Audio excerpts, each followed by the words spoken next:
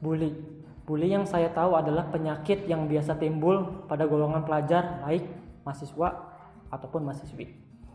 Biasanya seorang pelaku bully itu timbul adanya dorongan, sifat iri, merendahkan orang lain, dan kurangnya perhatian di sekolah maupun di luar sekolah. Ngomong-ngomong soal bully, teman saya pernah sebuah cerita dulu teman saya menjadi korban bully juga. Pengen tahu bagaimana ceritanya? Ini dia cuplikannya.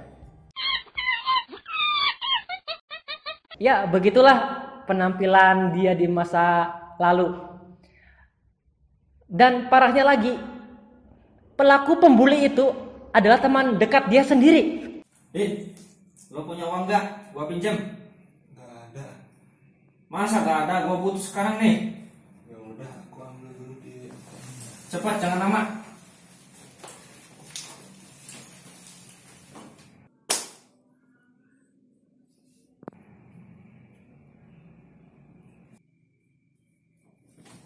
Kemana lo? Masih berlanjut di cerita temanku yang satu ini, yang pernah menceritakan pengalamannya kepada saya, termasuk salah satu kasus bully yang dialami itu.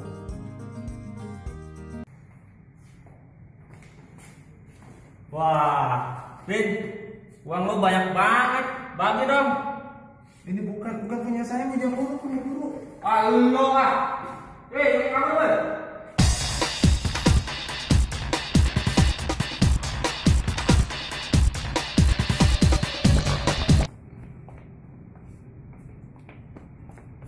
Udah aman. Untung gak diambil. Katanya punya guru.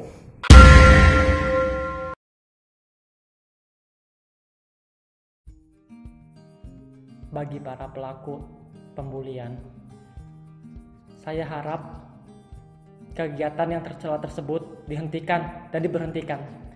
Kalian sadar merugikan para masyarakat juga di luar, dan bagi murid-murid juga teman kalian. Jadi pesan saya untuk kegiatan tersebut, berhentilah. Khususnya bagi guru-guru yang di sekolah, tolong diperhatikan lagi untuk murid-muridnya. Dan bagi orang tua, tolong diperhatikan juga pergaulan mereka saat di luar rumah. Terima kasih.